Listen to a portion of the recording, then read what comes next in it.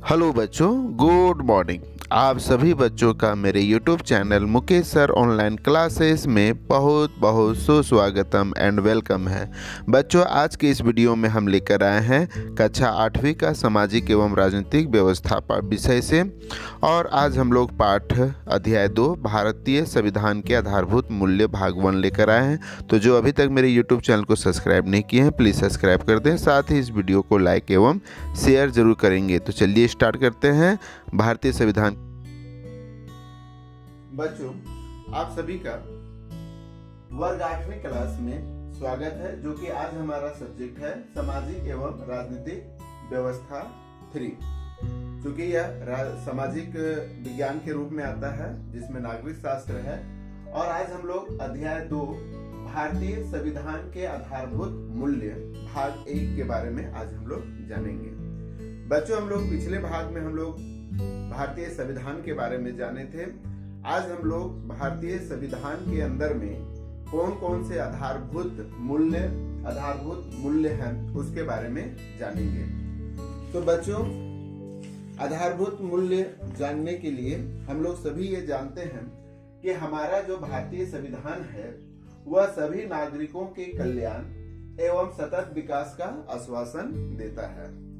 क्योंकि हमारा संविधान जो है वो विश्व का सबसे बड़ा संविधान है और इसकी रचना 2 वर्ष 11 महीने 18 दिनों में की गई थी। इसमें बहुत सारे भाग हैं, अनुच्छेद है ना, अनुसूचियां हैं। तो आज हम लोग देखते हैं कि भारतीय संविधान जो होता है वह सभी नागरिकों के कल्याण के बारे में, यहाँ पर एक कल्याण हुआ है कि सभी का कल्याण हो एवं सतत विकास करे। हमारा देश में रहने वाले सभी लोगों का कल्याण हो और यह सतत विकास हो, इसका जो है यह आश्वासन देता है। कौन सा? भारतीय संविधान। उसके बाद है कि भारतीय जो संविधान है, जो हमारा संविधान है, वह अचानक से बन नहीं गया।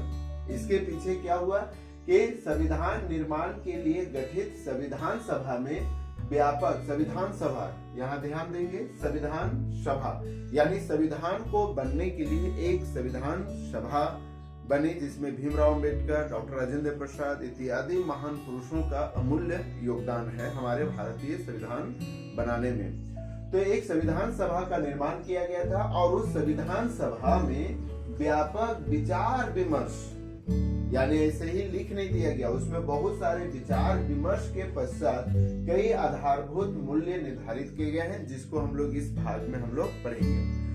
बच्चों, संविधान को पढ़ने से पहले हम लोग एक बहुत ही अच्छे चीजों को जानेंगे कि प्रस्तावना को संविधान का सार माना जाता है।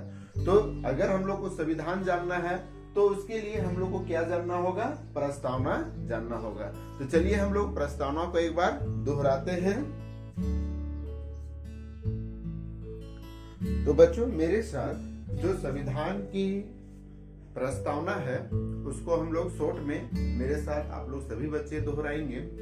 तो यहाँ पर लोग देखते हैं प्रस्तावना, ठीक है।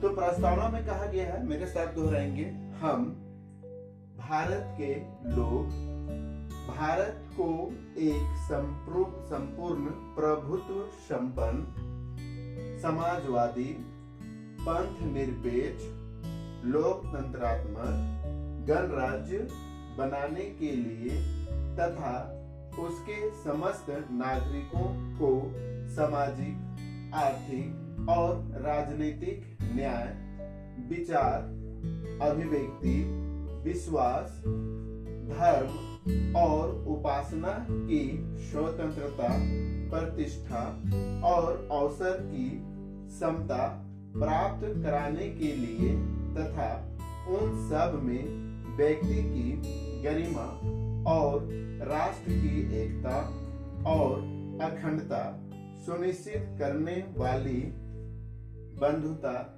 बढ़ाने के लिए दृढ़ संकल्प होकर अपनी इस संविधान सभा में आज तारीख 26 नवंबर 1949 ईस्वी मिति मार्गशीर्ष शुक्ला सप्तमी संवत 2006 विक्रमी को एतद द्वारा इस संविधान को अंगीकृत, अधिनियमित और आत्मार्पित करते हैं। सभी बच्चों को बहुत बहुत धन्यवाद जो कि मेरे साथ भारत की संविधान की प्रस्तावना को दोहराए। इसके लिए सभी बच्चों को बहुत बहुत धन्यवाद।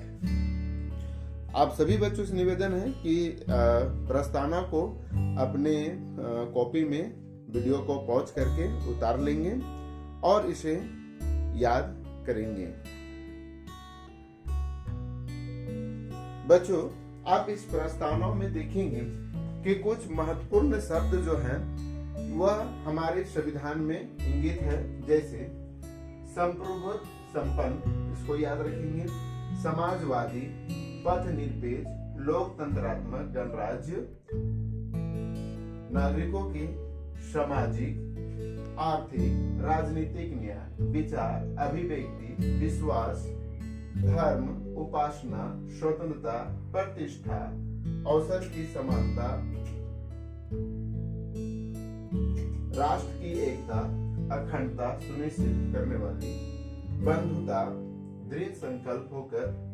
तो ये सारी चीजें जो हैं वह हमारे संविधान के आधारभूत मूल्य हैं, जिसकी चर्चा हम लोग आगे अभी करेंगे। बच्चों, प्रस्तावना दोहराने के बाद हम लोग यहाँ पर देखेंगे कि प्रस्तावना में कुछ शब्द आए हुए हैं, जैसे पंथ निरपेक्ष, समाजवादी तथा अखंडता। जो शब्द है, ये तीन शब्द जो है वह 1976 में, याद रखेंगे 1976 में क्या हुआ था। तो 1976 में 42वें संविधान संशोधन, बच्चों जो हमारे संविधान में लिखी हुई है वह बीच बीच में आवश्यकता अनुसार संशोधन करने का भी जिक्र किया गया है। तो 42वें संविधान संशोधन के द्वारा जोड़ा गया था। याद रखेंगे क्या क्या जोड़ा गया था। पथ निरपेक्ष, समाजवादी तथा अखंडता, ये जो शब्द है वो 1976 में 42वें संविधान संशोधन में इन शब्दों को जोड़ा गया था। पहले ये शब्द नहीं थे। और उस समय 1976 में उस समय भारत की प्रथम महिला प्रधानमंत्री श्रीमती इंदिरा गांधी थी। उनके दौरान में संविधान का 42वां संशोधन हुआ। बच्चों, हम लोग यहाँ प्रस्तावना में जो मूल निर्धारित किए गए हैं और जो कि हमारा टॉपिक है भारतीय संविधान के आधारभूत मूल्य क्या है, उनके बारे में थोड़ा सा हम लोग देखेंगे। तो हमारे प्रस्तावना में जो मूल्य निर्धारित किए गए थे वो है संप्रभुता, समाजवाद, धर्म निरपेक्ष या पंथ निरपेक्ष, लोकतंत्र, गणराज्य, न्याय, स्वतंत्रता, समानता, बंधुता, व्यक्ति की गरिमा, राष्ट्रीय एकता एवं अखंडता। ये कुल मिला के 12 चीजों के बारे में हम लोग इस क्लास में, इस 8th क्लास में और इस वीडियो में हम लोग जो है जिक्र करेंगे और वो भी बारी बारी से हम लोग सभी को जानेंगे। तो आप वीडियो को पॉज करके इन सारे मूल्य तत्वों को आप लोग लिख लेंगे कॉपी में।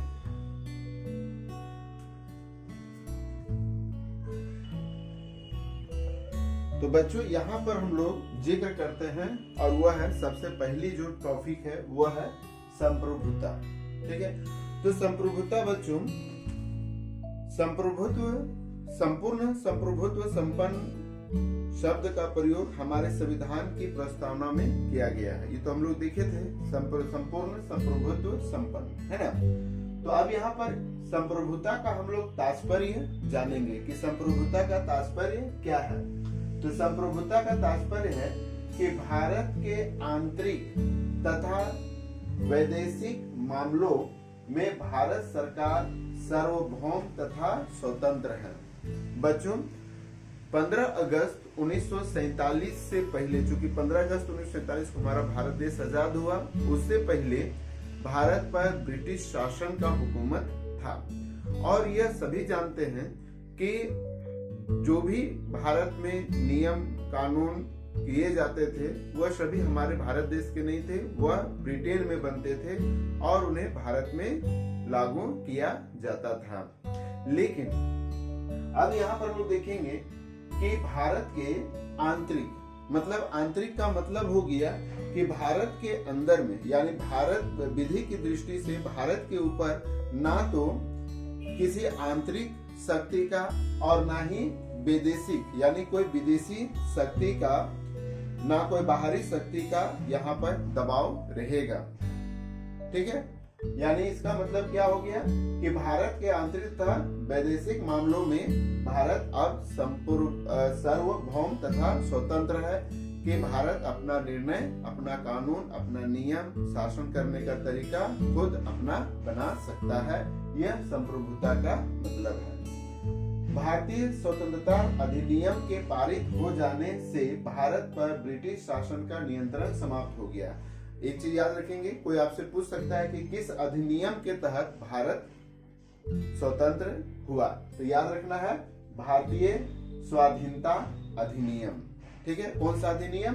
भारतीय स्वाधीनता अधिनियम के तहत भारत पर ब्रिटिश शासन का नियंत्रण समाप्त हो गया और 26 जनवरी 1950 को भारत एक संप्रभु राष्ट्र बना, यानी अपना भविष्य के निर्धारण के लिए अपना नियम, कानून, अपना राजपाट, यह सभी हमारे भारत सरकार निर्णय लेगी। इस पर बाहरी या किसी आंतरिक शक्ति का कोई दबाव नहीं रहेगा। यही है संप्रभुता का मायने, तात्पर्य, अर्थ। तो आप इसे अपना कॉपी में उतार लेंगे।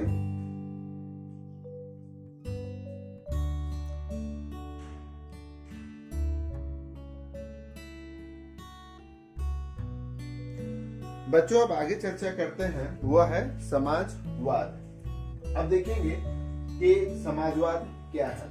तो समाजवाद का तात्पर्य है बिना भेदभाव समाज के सभी सदस्यों के हित का कार्य करना। बच्चों भारत में यह देखा गया था कि यहाँ पर बहुत अभी भी कुछ लोग अमीर है और बहुत सारे लोग गरीब है। तो एक बहुत बड़ी खाई जो है यहाँ पर बनी हुई है, तो उस खाई को मिटाने के लिए सभी को समाजवाद का पालन करना है, यानी बिना भेदभाव समाज के सभी सदस्यों के हित का कार्य करना है, चाहे वो अमीर हो या गरीब हो, है ना, या फिर वो किसी भी जाति धर्म के हो। तो राज्य का अंतिम लक्ष्य समाजवाद को पाना है, यानी जो हमारा प्रस्तावना, हमारा जो संविधान कहता है, उसके आधार पर राज्य का अंतिम लक्ष्य जो है वह है समाजवाद को पाना है, ताकि समाज में आय तथा जीवन यापन के स्तर में विषमता को कम किया जा सके। तो यहाँ पर देखेंगे कि सभी लोगों की आय हो सके और सभी लोगों का जीवन यापन अच्छे ढंग से हो सके, इसके लिए समाजवाद शब्द को जोड़ा गया है कि स्तर में विषमता को कम किया जा सके। इस लक्ष्य को लोकतांत्रिक भावना से, समता से और अहिंसा के माध्यम से ही प्राप्त किया जा सकता है। बच्चों इसमें देश के विकास में सरकार के साथ साथ, यानी ये नहीं सोचना चाहिए कि सिर्फ सरकार ही इस कार्य को करेगी, बल्कि सरकार के साथ साथ निजी व्यक्तियों या संस्थाओं का समान योगदान होगा। यह शब्द भारत को एक जन कल्याणकारी राज्य घोषित करता है, यानी सभी लोग, चाहे वो निजी व्यक्ति हो या कोई संस्था हो, सरकार के साथ साथ ये सभी मिलकर हमारे देश में रहने वाले प्रत्येक लोगों के लिए एक जन लोक कल्याणकारी बनाने में, राज्य घोषित करने में यह योगदान देंगे। यह समाजवाद का तात्पर्य है। तो इसे आप लोग अपने कॉपी में नोट्स कर लेंगे।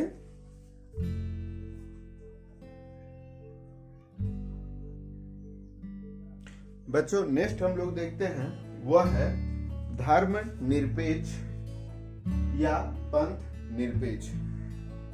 बच्चों यहाँ पर हम लोग ये जानेंगे कि भारत का संविधान किसी धर्म या पंथ विशेष को प्रोत्साहन नहीं देता, यानी हमारा जो संविधान है वो किसी विशेष धर्म के लिए कोई यहाँ प्रोत्साहन नहीं है और ना ही किसी धर्म के साथ कठोरता का व्यवहार करता है। यह हमारा संविधान प्रत्येक व्यक्ति को यह आश्वस्त करता है कि आप किसी भी धर्म को मान सकते हैं, किसी भी धर्म, किसी भी विधि से आप किसी भी धर्म की पूजा उपासना कर सकते हैं।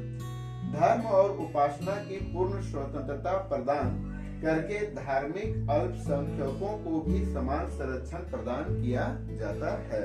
यानी भारत में किसी देखिएगा कि बगल में पाकिस्तान है, वह एक मुस्लिम राष्ट्र है ना, वहां मुस्लिम धर्म के मानने वाले ही लोग रहेंगे, है ना। लेकिन हमारा भारत देश ऐसा नहीं है। यहाँ पर सभी धर्म के लोग मानने वाले आराम से और अपनी पूजा उपासना पूजा विधि कर सकते हैं। इसमें किसी को कोई रुकावट नहीं है। वह कोई भी धर्म से कोई भी विधि से पूजा कर सकता है। आप देखते होंगे कि अक्सर हम लोग गांव में विभिन्न तरह के लोग विभिन्न तरीकों से अपने भगवान को वो पूजा करते हैं, कोई उन्हें रोकने नहीं जाता है ना। तो विशेषकर मतलब अब आपकी पूजा विधि अच्छी हो, लोगों को कल्याणकारी हो, वैसे चीजों में। तो ये हमें धर्म निरपेक्ष या पद निरपेक्ष के बारे में कहता है। शासन किसी धर्म से जुड़ा हुआ नहीं है। वह ना तो किसी धर्म का प्रचार करता है और ना ही उसमें किसी तरह का कोई हस्तक्षेप करता है। यानी अगर आप धर्म का, ये भारत देश किसी धर्म का प्रचार भी नहीं करेगा और ना ही किसी के धर्म में यह दखल अंदाजी देगा। हमारे देश में सभी नागरिकों को उनके धर्म का प्रचार करता है और धर्म उनके धार्मिक विश्वासों तथा व्यवहारों की ओर ध्यान दिए बिना कल्याण सुनिश्चित करने का प्रयास किया जाता है। यानी उसको कल्याण करना है, वो किसी भी धर्म का हो, चाहे वो हिंदू हो, मुस्लिम हो, सिख हो, ईसाई हो या अन्य कोई धर्म का है। अगर उससे कल्याण, भारत को अगर कल्याण करना है तो वह करेगा। यह स्पष्ट करता है कि राज्य द्वारा संचालित या राज्य से मान्यता प्राप्त शैक्षणिक संस्थाओं में विशेष धार्मिक शिक्षा नहीं दी जा सकती है। ठीक है, ये हम लोग देखते हैं धर्म निरपेक्ष या पंथ निरपेक्ष का मायने तात्पर्य। इसको आप लोग पॉज करके अपने कॉपी में उतार लेंगे।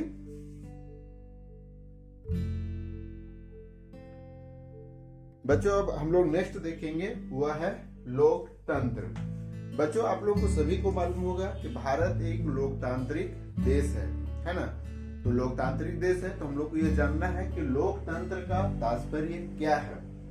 तो लोकतंत्र का तात्पर्य है राज्य शक्ति। राज्य शक्ति का मतलब हो गया कि जो राज्य का शक्ति होना चाहिए, राष्ट्र का शक्ति या राज्य का शक्ति का प्रयोग जनता द्वारा किया जाएगा। आप लोग सभी को मालूम है कि पहले राजाओं महाराजाओं के समय में राजा का बेटा ही राज्य करता था, राजा बनता था, चाहे वो कैसे भी क्यों ना हो, है ना। उसके बाद अंग्रेज लोग आए तो अंग्रेज लोग जो है अपना सिस्टमिक ढंग इंग्लैंड से बनता था और यहाँ पर वो लगभग 200 वर्षों तक शासन किए। लेकिन जब भारत एक लोकतांत्रिक देश बना तो वहां पर यह आया कि नहीं, अब यहाँ राजा का बेटा राजा नहीं बनेगा, बल्कि वही बनेगा, राजा का बेटा राजा नहीं बनेगा, बल्कि जनता के द्वारा जो व्यक्ति चुना जाएगा वही देश पर या राज्य पर शासन करेगा। तो यहाँ पर वो देखते हैं कि हमारे देश में जनता सर्वोच्च है, यानी जनता ही सभी कुछ करेगी और वह बहुमत के निर्णय द्वारा शासन संचालित करेगा या होता है। अक्सर आप लोग देखते होंगे कि हर 5 साल में यहाँ पर चुनाव होते हैं और उस चुनाव में जो पार्टी जीत जाती है ना, वह उस क्षेत्र का विधायक या लोकसभा का जो सांसद हैं वो या मुख्यमंत्री या प्रधानमंत्री होते हैं। हर 5 साल में ये चुनाव होता है। तो यहाँ पर देखेंगे कि जनता ही सर्वोच्च। अभी नेता लोग जब देखते हैं चुनाव आती है तो जनता नेता लोग क्या करते हैं, जनता के द्वार द्वार पर जाते हैं, हाथ जोड़ते हैं, विनती करते हैं, अपना मन लुभावन भाषण देकर जनता को अपने पक्ष में करती है कि हम ये कर देंगे, हम वो करेंगे, और ये जनता उसको अपने भरोसे में लेकर वोट होती है ना। वोट के दिन जो है जनता अपना मत देती है और फिर वह व्यक्ति चुना जाता है जो जनता के बीच में योग्य है। जनता उसको जिसको योग्य समझती है वह व्यक्ति फिर वह 5 साल तक शासन करता है। तो यहाँ पर देखेंगे बच्चों की लोकतंत्र की विशेषता। तो लोकतंत्र की विशेषता क्या है कि प्रत्येक 5 वर्ष के अंतराल में लोकसभा तथा विधानसभा का चुनाव होता है, जो कि आपके स्कूलों में ये होता है। अभी आप लोग 2014 में हुई थी और अभी 2019 में, है ना, 2019 में चुनाव हुआ जिसमें हम लोग नरेंद्र मोदी को प्रधानमंत्री चुने। फिर 2020 में चुनाव हुआ जो कि हेमंत सोरेन को चुन के जो है जनता उसको स्वीकार की और हेमंत सोरेन को मुख्यमंत्री, राज्य के मुख्यमंत्री के रूप में अभी वो शासन कर रहे हैं। तो यहाँ पर वो देखते हैं कि प्रत्येक 5 वर्ष के अंतराल में लोकसभा तथा विधानसभा का चुनाव होता है। दूसरा है सार्वभौमिक वयस्क मताधिकार। देखिए, सार्वभौमिक वयस्क मताधिकार। वयस्क मताधिकार क्या है? वयस्क यानी भारत संविधान में जो 18 वर्ष पार कर लेगा, जो व्यक्ति या महिला या पुरुष कोई भी हो जिसकी उम्र 18 साल हो जाती है और जिनका नाम वोटर लिस्ट में चढ़ जाता है, तो वह हो गया वयस्क मताधिकार, यानी उन्हीं को वोट देने का अधिकार है। जो व्यक्ति का नाम वोटर लिस्ट में चढ़ जाएगा वही मत दे सकता है। अगर वो 18 क्या 60 साल हो गया लेकिन वोटर लिस्ट में नाम नहीं चढ़ा हुआ है तो वो मत देने का अधिकार उसको नहीं है। वो नागरिक है लेकिन वयस्क मताधिकार वो प्रयोग नहीं कर सकता। इसलिए आप लोग सभी से निवेदन रहेगा कि अपने आसपास पड़ोस में देख लेंगे कि जिनकी उम्र 18 साल हो गई है तो अपना बीएलओ के पास जाके रजिस्ट्रेशन करा के अपना नाम जो है मतदाता सूची में चढ़ा लेंगे। तो यहाँ पर देखेंगे सार्वभौमिक वयस्क मताधिकार द्वारा जन प्रतिनिधियों के माध्यम से शासन संचालित होगा। यानी जो व्यक्ति अभी हमने चर्चा किया था कि वयस्क मताधिकार का जब प्रयोग हो जाता है तो जो जन प्रतिनिधि चुने जाते हैं उसके द्वारा जो है शासन होता है। बच्चों यहाँ याद रखेंगे कि लोकतंत्र जो होती है वो 2 तरह से चुनाव होती है। एक हो गया प्रत्यक्ष और एक हो गया अप्रत्यक्ष। तो प्रत्यक्ष में जो होता है अक्सर हम लोग वोट दे के चुनते हैं, जैसे कि लोकसभा के सदस्य। लोकसभा के सदस्य कौन है? संसद। लोकसभा के सदस्य, तो लोकसभा सदस्य जिसको हम लोग संसद चुनते हैं, है ना, संसद। और एक हो गया विधायक, है ना, जिसको विधानसभा के सदस्य बोलते हैं। विधानसभा के सदस्य यानी कौन हो गए? विधायक। और अभी एक नया चीज आया है जो कि आप लोग को मालूम होगा, या आपके स्थानीय ग्राम सभा पंचायत प्रतिनिधि जो होते हैं, है ना, जनप्रतिनिधि पंचायत के, जैसे मुखिया, वार्ड, पंचायत समिति सदस्य, जिला पार्षद लोग का जो है चुनाव होता है, तो वो भी जो है प्रत्यक्ष चुनाव में, जिसको हम लोग प्रत्यक्ष चुनते हैं कि हाँ ये व्यक्ति होना चाहिए। और अप्रत्यक्ष में हो गया राज्यसभा, है ना, राज्यसभा के सदस्य, जिसका चुनाव जनता नहीं करती है ना। तो एक लोकसभा होता है, एक राज्यसभा होता है। तो लोकसभा जो संसद है और विधायक है और पंचायत प्रतिनिधि जो हमारे पंचायत के मुखिया हो गया, वार्ड सदस्य हो गया, है ना, पंचायत समिति सदस्य हो गया, पार्षद हो गया, इन सभी का जो है हम लोग प्रत्यक्ष रूप से अपना वोट देकर उस व्यक्ति को चुनते हैं। लेकिन अप्रत्यक्ष रूप से जिसमें जनता का कोई वोट नहीं होता है, बल्कि वो अप्रत्यक्ष रूप से चुने जाते हैं। तो जिसमें से कौन है? राज्यसभा के सदस्य, है ना। तो राज्यसभा के सदस्य जो होते हैं वो अप्रत्यक्ष रूप से चुने जाते हैं। तो इसको आप लोग अपना कॉपी में उतार लेंगे। अब हम लोग नेक्स्ट चलते हैं बच्चों। अब हम लोग नेक्स्ट चर्चा करते हैं वो है गणराज्य। भारत एक लोकतांत्रिक राज्य के साथ साथ एक गणराज्य भी है। भारत एक गणराज्य भी है। तो गणराज्य का तात्पर्य क्या है? गणराज्य की संकल्पना उस राज्य का प्रतीक है जिसमें राज्य के अध्यक्ष का पद वंशानुगत ना होकर निर्वाचित होता है। यानी जैसे कि अभी हम लोग चर्चा किए थे कि भारत का जो शासन है वो लोकतांत्रिक तरीके से होना चाहिए, यानी यहाँ जनता के द्वारा चुनकर ही प्रतिनिधियों का शासन होता है। तो यहाँ पर गणराज्य कहने का मतलब यही हो जाता है कि यहाँ का जो अध्यक्ष पद है, जैसे मुख्यमंत्री है या राष्ट्रपति या प्रधानमंत्री है, वह पद जो है वंशानुगत ना हो। यही ऐसा नहीं कि राष्ट्रपति का बेटा राष्ट्रपति बनेगा, प्रधानमंत्री का बेटा प्रधानमंत्री बनेगा, ये ना होकर वंशानुगत ना होकर निर्वाचित हो। निर्वाचित मतलब निर्वाचन के द्वारा, निर्वाचित चुनाव के द्वारा चुनकर भेजे गए प्रतिनिधियों के द्वारा यहाँ का शासन हो। यह होता है गणराज्य।